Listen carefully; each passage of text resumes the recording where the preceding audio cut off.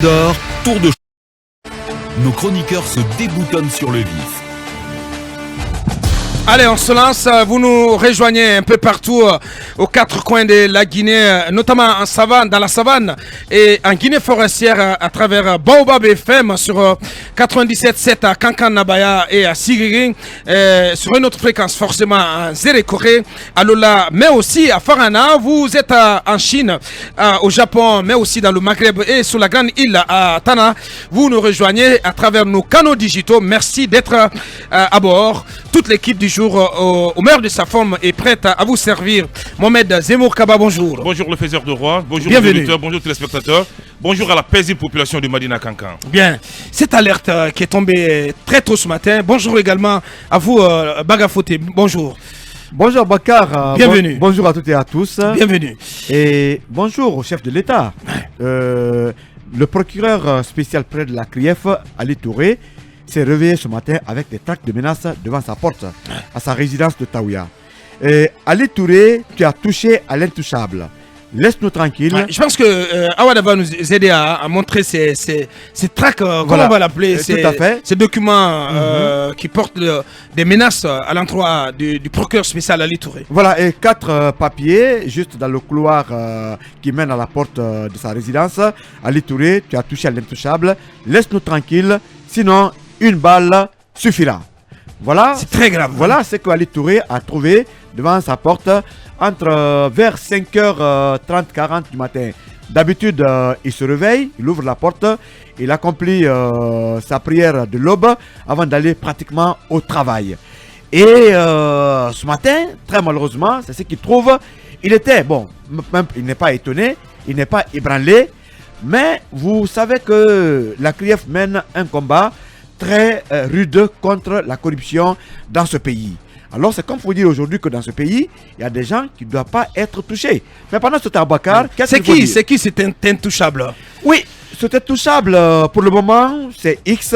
Et je crois que le procureur Ali Touré a fait appel aux services compétents pour venir juste faire le constat. Il s'agit des policiers et certainement un huissier. Et pour le moment, on ne peut rien dire. Mais personnellement, je ne vais pas accuser Paul Pierre. Mais au vu du développement de l'actualité ces derniers temps, on peut s'interroger. Il y a des gros bonnets de l'ancien régime qui sont touchés. Et on a comme l'impression qui sont passés à la direction centrale des investigations judiciaires de la gendarmerie. Tout à fait. Moi, personnellement, je ne vais pas accuser Paul Pierre, je ne suis pas juge, mais je peux lier cette situation à ce dernier développement de l'actualité. Mais écoutez, Abakar, on peut même pas lier. Au passage des anciens barons, non, faut pas lier. Non, c'est un avis personnel. Oui, mais il ne faut pas lier. Non, mais il y a un contexte. Il faut relativiser. Quand même, il y a un contexte. C'est ce que j'ai dit. Il y a un contexte. Non, mais je souhaite qu'on relativise. On porte des accusations contre personne. Mais il y a un contexte. Contre personne, Mohamed. C'est que les uns et les autres oublient. Bien. Abakar, si tu permets, on va essayer d'entendre le principal concerné, M. Ali Touré, procureur spécial près de la CRIEF. Il est en direct sur FIM FM et dans Mirador. Bonjour, monsieur le procureur. Oui, bonjour M. Diallo, bonjour à vos auditeurs. Bienvenue sur notre antenne. Première question avec vous, Akoumba Diallo. Monsieur Ali Touré, vous vous êtes réveillé et vous avez trouvé quelque chose d'inhabituel. Racontez-nous quel a été votre premier constat. Oui, merci M. Akoumba. C'est aux environs de 5h30 quand je me suis réveillé. Alors, j'ai allumé au niveau du couloir. Mon attention a été attirée par des bouts de papier qui étaient juste en bas de la porte. J'ai pensé que c'est même mon jeune frère qui a laissé tomber ces documents. Alors, j'approche, je trouve que c'est vraiment des papiers écrits et qui... C'était des deux côtés de la porte. Il y a une partie qui était à l'intérieur, l'autre partie était à l'extérieur. Donc j'ouvre la porte pour savoir de quoi il s'agit et curieusement je tombe sur ces différents écrits où il était mentionné des écrits de menaces. Tout, c'est écrit vous avez touché à l'intouchable, une balle suffira, des choses comme ça. Donc moi immédiatement j'ai appelé les services de sécurité, il y a un commissariat à côté de moi qui n'est pas loin, j'ai appelé le commissaire central de Ratoma aussi. Ils ont dépêché les officiers de constat, ils sont venus faire le constat. J'ai appelé monsieur le ministre de la Justice, garde des Sceaux, pour lui faire le cas. Et on a pris un huissier qui est venu faire le constat. L'huissier vient à peine de terminer son travail. Moi, je suis maintenant en route pour le bureau. Et franchement, cette menace que nous lisons, hein, une seule balle suffira, monsieur le procureur. Est-ce que vous vous sentez visé par quiconque autrement, la question, qui en veut au procureur spécial Ali Touré? Quel lien, quelle explication vous faites de ces menaces qui vous sont adressées? Honnêtement, je ne peux pas vous dire qui est à l'origine de ces menaces. Mais ce qui est évident et ce que je sais, c'est que c'est lié à mon travail et rien d'autre. Mais je ne peux pas vous dire exactement c'est un tel. Je ne peux pas lier ça à quelqu'un. Ouais, mais est-ce que vous vous sentez, de votre fort intérieur, est-ce que vous vous sentez menacé, comme on dit, à l'heure actuelle? Bon, à travers les écrits, oui, mais au fond de moi-même, je suis serein, je suis imperturbable. C'est des choses qui ne peuvent pas m'ébranler. Moi, le travail que je le fais pour le peuple de Guinée. C'est un engagement personnel et un sacrifice qu'on est en train de consentir. Pour rien au monde, on ne pourra me décourager dans ce cadre-là. Alors, avez-vous une sécurité autour de votre bâtiment ou pas? Oui, j'ai des gardes qui me sont affectés. Bon, je ne peux pas vous dire leur comme en antenne, c'est public, mais j'ai des gardes qui me sont affectés. Ah, mais là, ça devient difficile à comprendre alors. Où était-il, monsieur le procureur, lorsque des inconnus ont pu accéder en tout cas à votre domicile et vous glisser de tels papiers de menace? Les gardes ne passent pas la nuit chez moi. Il y a un gardien dans la cour. Il y a un gardien dans la cour. C'est un immeuble de 5 étages. Nous, je suis au 3e niveau. Voilà, donc... mais monsieur le procureur, où était-il? C'est la question. Est-ce que vous les avez libérés ou finalement... Oui, je leur ai dit de rentrer. Ils sont très très loin. Ils viennent à 6 h du matin. Ils rentrent chez eux, ils viennent à 6 h. Monsieur le procureur, vous n'êtes pas du tout protégé, monsieur le procureur. Monsieur le procureur, c'est hier que vous leur avez dit de rentrer. Donner les questions parce que je n'entends pas très bien. Oui, je veux savoir, monsieur le procureur, est-ce qu'il en a toujours été le cas? Tous les jours, vous leur dites de rentrer? Oui, je leur dis de rentrer. D'accord. Et ma dernière question, est-ce que depuis quelques jours, vous avez reçu des indices, en tout cas vous laissant penser que vous pourriez être menacé, peut-être pas de cette sorte, mais quand même des indices de menaces qui planeraient sur votre tête? Mais non, jusqu'à date, je n'avais pas reçu de menaces parce que bon, moi-même, dans mon téléphone, les numéros inconnus, je ne les décroche pas. Donc, tout ce qui m'appelle, je sais celui qui m'appelle. Donc, je ne décroche pas les numéros inconnus. Je ne me sentais pas encore menacé jusqu'à date. Bien. Qu'est-ce qui va se passer, monsieur le procureur? Peut-être la toute dernière question. Est-ce que vous allez demander un renforcement du dispositif de sécurité devant votre domicile? Et là, on se rend compte que vous n'êtes pas... vous ne logez pas seul. Vous êtes dans un immeuble. Vous occupez le troisième étage. Et qu'est-ce qui va se passer? Est-ce que vous allez demander à être mieux logé, à être mieux sécurisé? Parce que vous faites un travail à haut risque. Absolument. Il faut prendre ça au sérieux. On va prendre les dispositions qui s'imposent. Ouais. Voilà. Mais c'est quelque chose qui ne m'ébranle pas, je vous le dis encore. C'est une énergie supplémentaire pour moi. Ça me réconforte dans ce que je fais pour que je puisse encore continuer de le faire. En avez-vous parlé au colonel Doumbouya, monsieur Touré? Je n'ai pas pu avoir, monsieur le président, mais j'ai expliqué à monsieur le haut commandant de la gendarmerie nationale. Oui, mais est-ce qu'on vous a affecté un bâtiment quand même de fonction? Vous êtes procureur spécial de la CRIEF, monsieur Touré. Les bâtiments de fonction sont en rénovation, ça va finir bientôt. Voilà qui est bien dit. Il ne reste plus qu'à vous dire grand merci. Merci d'avoir pris la parole et surtout du courage, monsieur le procureur spécial. merci à vous. Bien, nous sommes solidaires de ce qui vous arrive. Monsieur Ali Touré, procureur spécial, près l'Arc-Kiev, on vient de l'entendre, Talibé Bari, Mohamed Kaba, on vient de l'entendre. C'est très pathétique. Lorsque vous voyez le cortège du procureur général près la cour d'appel de Conakry, Ce sont des menaces sérieuses. Hein. très sérieuse. Vous sentez que c'est un procureur qui est en train de passer, le procureur Charles Rouret. Il est bien sécurisé, il a deux pick-up. Comment on ne peut pas mettre les conditions, les moyens à la disposition d'un procureur spécial qui est en train de traquer entre guillemets les prédateurs de la République. Donc ça veut dire la première chose à faire, c'est qu'il faut le déplacer de là. Tout à fait. Parce que de toute évidence, je ne sais pas trop comment ça fonctionne, de toute évidence, il est en location dans un bâtiment privé. Donc, nécessité absolue de le transférer dans... Et comme il vient de le confirmer, son bâtiment de fonction serait en rénovation et vivement que les travaux prennent fin pour qu'il puisse déménager là. Oui, il le faut nécessairement. Au-delà même de son cas, tous les membres, les juges de la CREFO doivent être bien logés et sécurisés. Parce que lorsqu'on crée une telle cour et qu'on ne mette pas les moyens à la disposition, je pense que ça pose problème. Parce que ce sont des magistrats qui risquent leur vie. Il faudrait qu'on les mette à l'abri surtout du besoin de toute tentative de corruption et de concussion. Le cas Ali Touré aujourd'hui est très, comme il l'a dit, il doit vraiment le prendre au sérieux. C'est un pays aujourd'hui, il faut craindre. Un pays à risque. Un pays à risque parce que lorsque vous êtes jugé à travers vos propos, lorsque vous prenez des risques, vous avez peur souvent pour votre famille. Et malheureusement, c'est ce qui fait souvent que tous les cadres sont obligés d'envoyer les enfants, leur famille à l'étranger pour pouvoir se mettre à l'abri. Malheureusement, c'est comme ça. Merci Mohamed Kaba. Bon courage à lui. Allez-y, Talibé Bari. Est-ce qu'on pourrait comprendre ceci comme étant une simple campagne d'intimidation ou est-ce que cet indice est adossé à un réel projet d'élimination du procureur spécial? La question, il faut se la poser.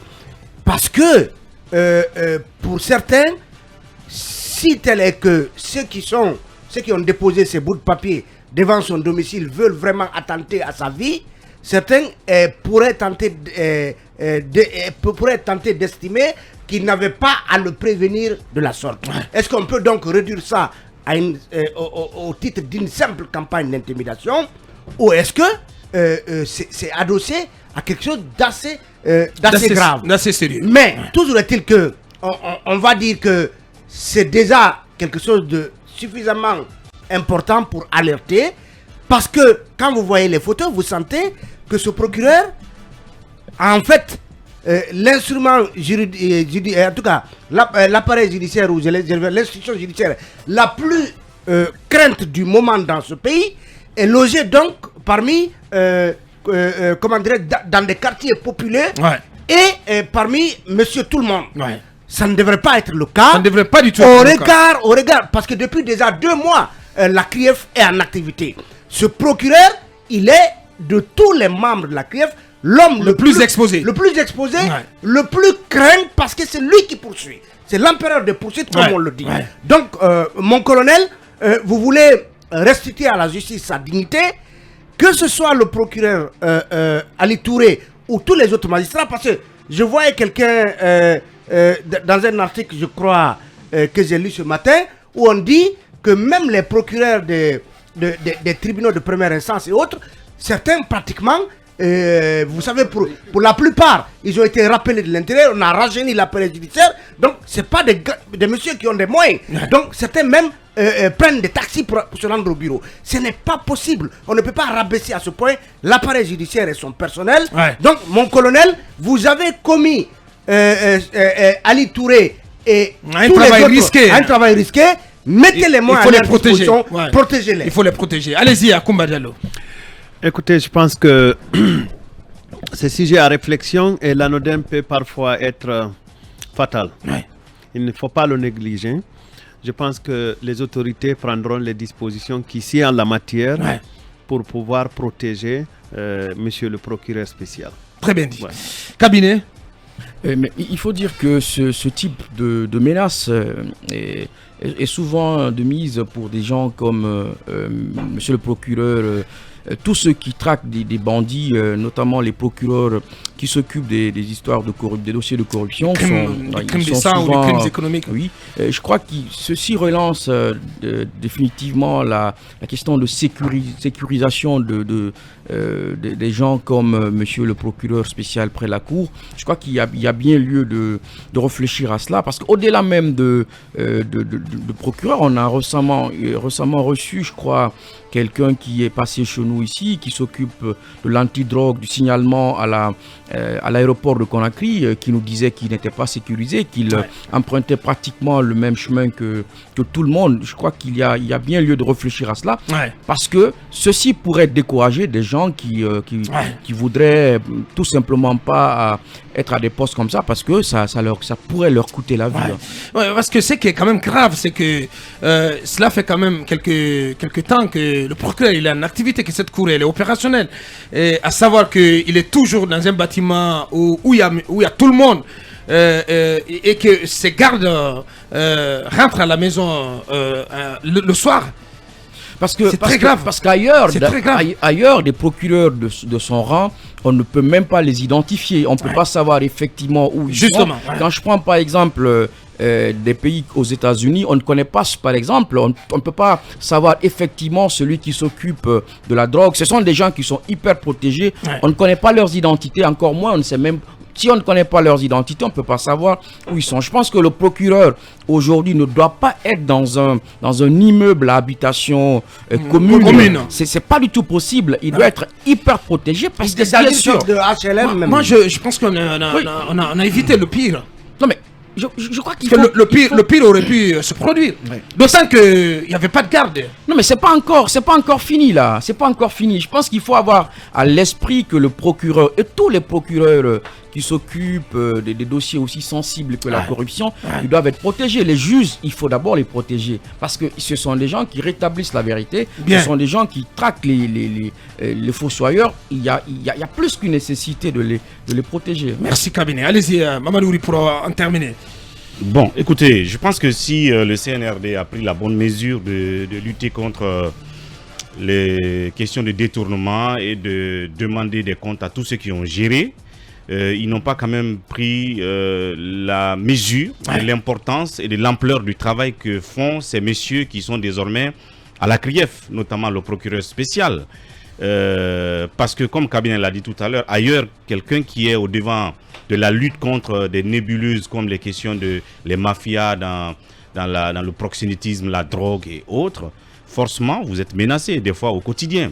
Et par conséquent, on doit tout faire pour assurer votre sécurité. Et comme il vient de le dire, voir que personne ne sache où est-ce qu'on peut identifier votre domicile. Mais bon, on est en Guinée, les gens se connaissent, ils viennent d'être nommés. Voilà quoi, là, je crois que ce qui a fait qu'il est encore là où il est, dans une cour commune, le mieux... Comme on dit en Côte d'Ivoire. Évidemment, le mieux aurait été de l'enlever là et de le loger quelque part. Maintenant que ces menaces sont arrivées, vous savez, il y en a qui doutent déjà. Je lis sur la toile, certaines disent comment est-ce qu'on peut aller glisser des feuilles de menaces dans votre domicile. Mais il vient de l'expliquer, effectivement, ce n'est pas comme si on s'est introduit dans son salon, mais il loge dans un immeuble et au 3e niveau. Donc quand vous arrivez dans les escaliers, c'est sûr que c'est à l'entrée principale de son appartement qu'on a mis, mais pas comme si on s'est introduit à l'intérieur.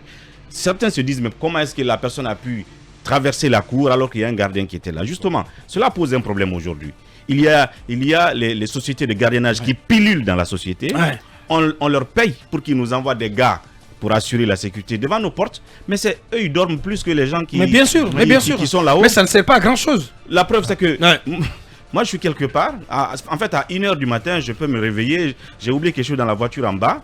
Je descends, j'ouvre la porte, la grande portière, je prends, je rentre, le gars il est en train de ronfler. Absolument. Mais parfois il n'est même pas là. Parfois il n'est même pas là. Il dort, il dort à point fermé. C'est pour dire que justement dans le cas de Ali Touré, ça peut arriver. Quelqu'un peut venir se glisser et rentrer et puis il fait ce qu'il veut. Donc bref, je pense qu'il faut les mettre à l'abri, il faut assurer leur sécurité. Et cela mérite d'être fait parce que, voyez-vous, on ne peut pas dire que c'est tout le monde. Comme il a dit, il ne sait pas qui parmi ceux qui sont déjà passés à la CRIEF ou sont menacés de passer à faire cette menace. Mais c'est sûr qu'ils ont mis le doigt dans la plaie, bien et ça fait mal. Oui, pour Aboubacar, Ouais. il est vrai que on est attentif, on est sensible à la situation du procureur, mais il a une part de responsabilité. Qui ça? Le procureur. Comment ça? Il n'a pas à renvoyer ça. Non, ce n'est pas lui qui les renvoie. Non, il dit Non, que. je pense que. Non. Oui, mais il vient de dire que c'est lui, qui demande à ses agents, à sa garde de rentrer. Parce qu'elle est censée loger loin. Non, monsieur le procureur. Non, mais est-ce que c'est lui? C'est lui qui l'a dit. Parce que si c'est les consignes que les militaires reçoivent de rentrer et de revenir à 6 heures. C'est lui. C'est lui qui demande à sa garde de rentrer et de revenir parce que celle-ci logerait loin. Ouais. Monsieur le procureur, quand vous le faites ainsi, vous exposez l'État, vous exposez la CRIEF. Ouais. Vous n'avez pas à dire à votre garde de rompre le rang et de rentrer à la maison. Non, je pense que l'une des premières mesures qu'il y avait à faire dès sa nomination, parce qu'on savait qu'il allait avoir affaire à des gros bandits à col blanc, c'était de le déplacer. Et effectivement, c'est ce que je voulais dire, le mieux. Peut-être que c'est en cela que la récupération des biens de l'État a en partie un sens. Oui. En partie un sens. J'étais hier du côté de la cité ministérielle avec le directeur général du patrimoine et qui s'est rendu sur place pour parfois vider des familles qui font de la résistance, qui occupent des bâtiments de l'État des plus belles lurettes, mais qui ne veulent pas partir. Les squatteurs. Vous vous rendez dans certains bâtiments de l'État qui ont été complètement saucissonnés par ceux qui doivent libérer. Les portes, les fenêtres, tout a été enlevé, les murs complètement sectionnés. C'est quand même très grave. Oui, il y a nécessité, mais sauf que je suis d'accord. Bâti ne fait pas avec pédagogie. On peut ergoter sur la manière de faire, mais il y a nécessité de récupérer, parce qu'aujourd'hui on ne peut même pas loger ces cadres de l'État. Oui, mais il y a un problème. Mais Abakar, il y a encore des logements. Le problème qui se pose, c'est un problème de rénovation. Comment un bâtiment peut prendre 2 mois pour la simple rénovation?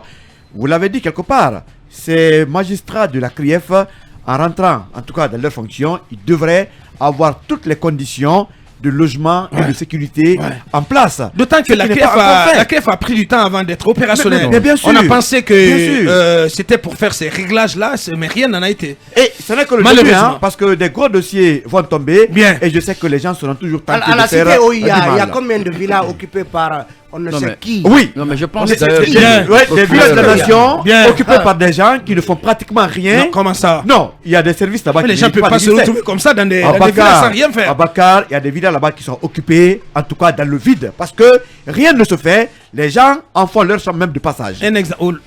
C'est pas possible. Voilà, j'ai commencé. Allez, voici ce qu'on pouvait dire en cabinet. Voilà, on va continuer notre émission.